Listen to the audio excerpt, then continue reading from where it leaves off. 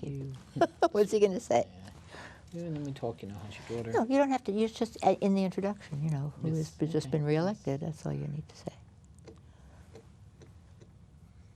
Or not. I just thought it might be nice. Okay, yeah, we can.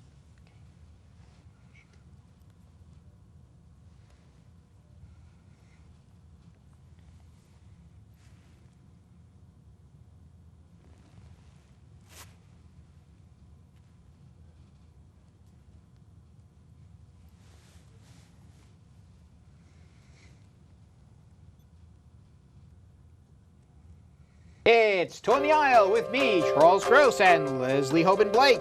Tonight, reviews of If There Is, I Haven't Found It Yet, and Chaplin. Plus, I get to go to the 2012 Broadway Flea Market. Ladies and gentlemen, welcome to Two on the Aisle. Good evening. I'm Charles Gross. And I'm the aforementioned Leslie Hoban Blake. Sorry. Right.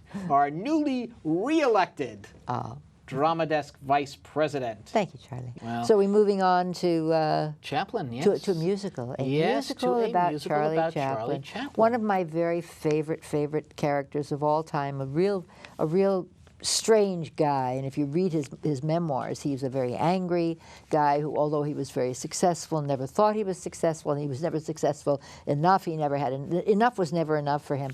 And it stars this wonderful young actor named Rob McClure, whom I saw do Where's Charlie 2 years ago in the Encore series, and I went, who is this guy? And then he went away. So he's making a career playing people named Charlie.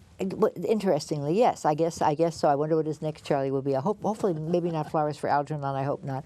Anyway, there was actually a musical based on that. I know, so he might be doing it. Well, I would was love it to see, a musical? It was a musical. I yes. didn't know it was a musical. Okay. I don't think it lasted Let's get too back long. to this one. But I will say, I would love to see Where's Charlie come to Broadway. But that's another Yes, story. I would love to see Rob McClure's Where's Charlie come to Broadway, because that was a Roy Bolger show. Anyway, here's the point of this. My father said it very succinctly. How can you make a musical about a guy who never talked? Because for the first 2/3 of his career, he was a silent screen actor, and he insisted on staying silent until the 30s, well into talkies. But here's a guy who had a Dickensian upbringing. His beginning life was like Oliver Twist. It was his mother was in a madhouse. His father was non-existent, and he wound up being on his own. Pretty much his brother took care of him, and they both wound up coming to America. Okay, very good. So far, so good.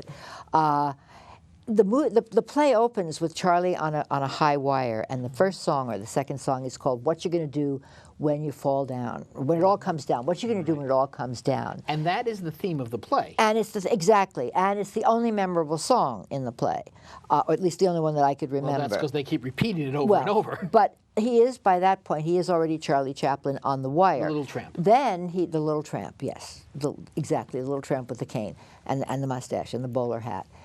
And the play was originally called Becoming Chaplin, and that made more sense to me than calling it Chaplin, because in order to go from 1894 through 1972, that's a tremendous chunk to try to shoehorn into a musical, any musical. And this tries to shoehorn all of that. But there's a scene toward you start with him on the high wire, then you go back to him as a little boy, and then you move toward closer and closer to, and then finally he dons all the apparel. He gets the hat, and he finds the baggy pants, and he finds the shoes, and the final thing is the mustache and the cane, this wonderful bendy cane. And suddenly there is the lovable tramp, and you see who he is. And, yes. And end of Act One, and end of any interesting thing that happens. To me, I mean, the rest of it is Charlie chases girls. Charlie chases younger and younger girls. Charlie gets into trouble. Hedda Hopper takes over the second act of the play. Hedda Hopper, very beautifully played by Jen Colella, whom we just saw in Closer Than Ever. She just literally walked out of one into the other. And the little boy playing Charlie as a little boy was quite lovely. I didn't write his name down. I'm trying to think of what it is, and I can't come up with it. Zachary Unger. Okay. Who wrote the play? Directed? I don't know. I know who directed it. Warren Carlyle directed it. Warren Carlyle directed and choreographed it. It was written by Christopher Curtis and Thomas Meehan of Annie fame. Right, and Annie will be coming back. And Annie will be coming back. But Annie has a full arc. Annie tells a story. Well, here's the problem with the play. And there's only one? I think there's more than one. Well, there are several. Number one, it seems to forget it's a musical half the time. Yes. Because there's very often a very long lull between musical numbers. Two, the whole theme of this play, and I swear it reminded me of a wrestling match. You ever see Hulk Hogan? What you gonna do? Well, when yeah, you know these. yeah. Well, so what you gonna do, Charlie Chaplin, when it all Well, falls they don't apart? say it that well, way, yeah, but no, they okay, don't. They yes. sing it, Yes. and they sing it, Yes. and then so they're building and building and building, and then it finally happens. Charlie Chaplin, was accused of being a communist sympathizer. So what happens? Well, he was accused of a lot of things. He was accused of being a pervert. He marries Uma O'Neill, Eugene's Una, daughter, yes.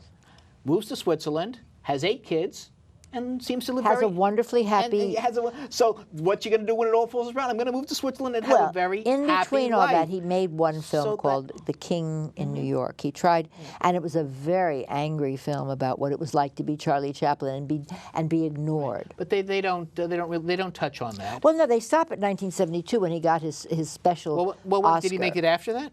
Yes. Okay, so that was his final. And film. he got a special award. He never really won an Academy Right. Award. But the thing is, you do see his career. They do show his career, his silent films, and then up to, and as he progressed, his films did get better. He started with the shorts, and then he made something like Modern Times, And he made The Great Dictator, Modern Times, and Limelight, which was another title of this while it was still in workshop. Wonderful, wonderful films. There's a very cute sequence where they have Little Tramp boxing with Chaplin's 3 wives. And, basically... I don't know how cute that is. Well, I thought it was interesting because, I don't think boxing with your wives is a cute idea. I'm sorry. Okay, well... forgive me. But, they're doing it as a slapstick tramp. But here's an interesting thing that touches on what you said. How can you make a musical about silent film stars?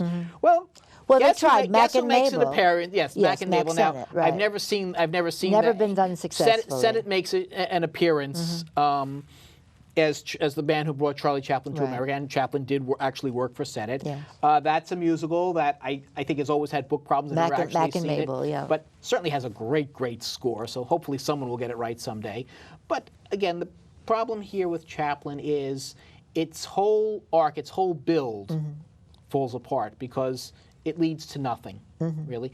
And the problem when you do a whole life, as you touched on, is it's very hard to build up. I think if they'd to build a stayed drama. with, if instead of stretching it to the whole life, if they had stayed with the childhood to perhaps even the happier time, and leave that other part alone. You get into opera, if not soap opera, when you start to get to the bad marriages and the decline and whatnot. Sunset Boulevard just barely made it for me, as far as the decline of the, because again, for me, musicals. The movie or the musical? The musical. I was talking about the musical. Right. I mean, I couldn't imagine it as a musical, and I still had trouble with it as a musical because. The interesting thing, Gloria Swanson wanted to do it as a musical. Well, she didn't sing, to the best of my knowledge. But anyway, the point is that this is a big disappointment. However, what everyone, since it opened it was actually opened in August, September, early September. So the new season starts so early. We actually have some footage from it. Yeah. So let's take a very quick look at Chaplin.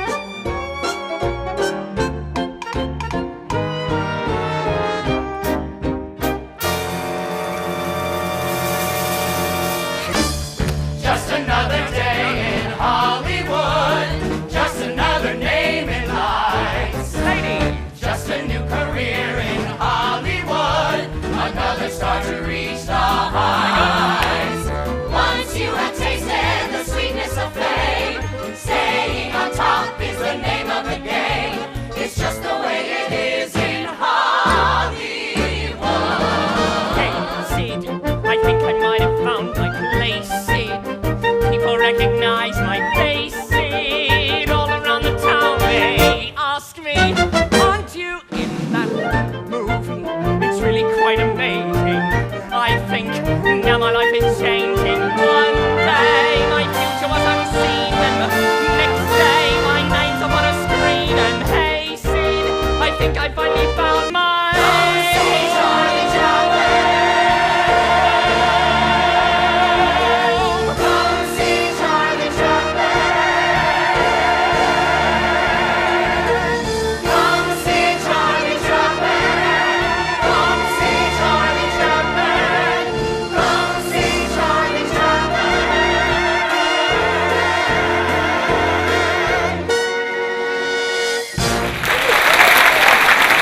what you can see from that is that we've got a brand new star on Broadway. That's the really good thing about this. Is Rob McClure is bound for glory. I hope. Right. Having seen him before, I know that this is a path upward. And it reminds me of what happened with Norbert Leo Butz. I mean, I think he's got that kind of career ahead of him with any luck. Not a bad career. I also liked. I'm sorry. Who did you say was playing Hedda Hopper? Oh, Jen Colella, but we've seen Jen's been around. I mean, Yes. Urban Cowboy, my God, you know, she's been around for a while. Right. So, you know, the sad part is, that as the play goes, you know. No, unfortunately not. Some really good talent associated with this, but the problem is it forgets that it's a musical. And the whole story falls apart a lot more than Chaplin does, than Charlie Chaplin does in the play. Black and white costumes are really boring after a while. You know, black and white and shades of gray, man. It gives you the impression, and then it should move. It moved into color, and it didn't. I mean, life moved into color, and how many playbills would you give it? 2 tops. 2. Yeah. Okay. I think I would go for 2.5. Okay. But I certainly liked it better than If There Is I Haven't Found It Yet. That's not necessarily saying much. So you had an interesting weekend. Yeah, yes, I did. I'll tell you something that I really enjoyed. I went to the Broadway flea market and auction, and this is done every year as a fundraiser. 26th annual. And all the Broadway and many of the off-Broadway shows and many people associated with the theater, including advertising agencies and our own friends at Broadway Beat, have exhibits there. So I went to see what kind of merchandise they had, and this is what I found.